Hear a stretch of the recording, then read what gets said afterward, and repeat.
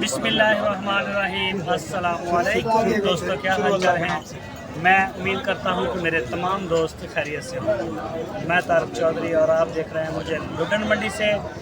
मेरे साथ है फैसल भाई मियाँ चन्नू से। फैसल भाई की हाल सुनाओ, कितने बच्चे ले गए? 14-15 जानवर है ठीक है, कोई भी क्या नहीं।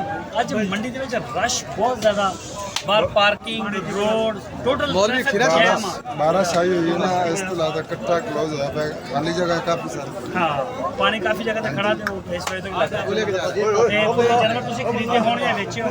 कोई नहीं ना खरीदे नहीं। अच्छा, मंडियां दे जेड़ा रेट आए ना, ट्रेंड केम जा रहा है, ऊपर ਨੂੰ ਜਾ ਰਿਹਾ, रुक गया या नीचे जा रहा है? ऊपर जा रहा है। चांस है ਇਹਦਾ ਥੱਲੇ ਸਸਤਾ ਹੋਣ ਦੇ ਅਗਲੇ ਮਹੀਨੇ ਜਾਂ ਉਦੋਂ ਅਗਲੇ ਮਹੀਨੇ ਜਾਂ ਸਰਦੀਆਂ ਚ? पिछले हफ्ते का इस हफ्ते का 10-15 हज़ार का फर्क पै गया।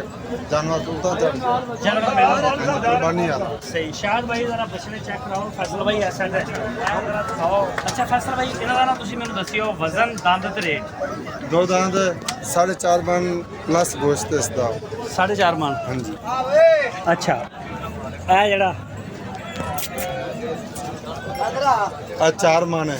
ਇਹ 4 मन ਨਸਲ ਕਿਹੜੀ ਹੈ? हाँ जी, चोलिस्तानी ने ज्यादा अपने को अच्छा, चोलिस्तानी ਇਹਦਾ ਕੀ ਮੰਗ ਰਿਹਾ ਹੈ? ਇਸ ਬੱਚੇ ਦਾ ਕੀ ਮੰਗ ਰਿਹਾ ਹੈ? 2,60,000 रुपये मांगते पे हैं। ਅੱਛਾ, ਦੋਂਦਾ। धुंधा है, ਅੱਛਾ, ਇਹ ਜਿਹੜਾ खीरा है।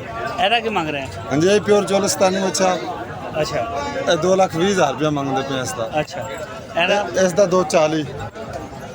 ਇਹ 240। ਇਹ ਵੀ ਖੀਰਾ ਕਿ ਦੋਂਦਾ?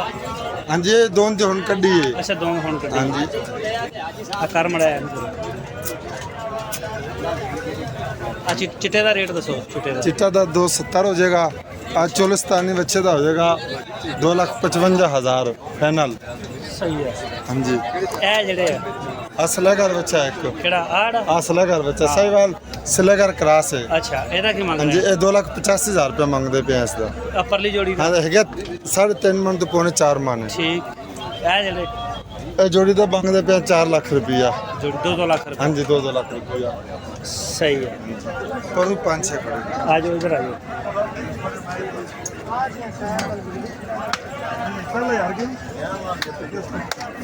हाँ जी, एदा की मांग रहे हो?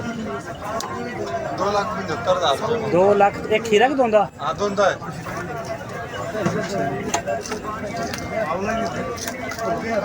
और एदा? हाँ, ब्लैक बच्चा है। हाँ हाँ, एदा की मांग रहे हैं?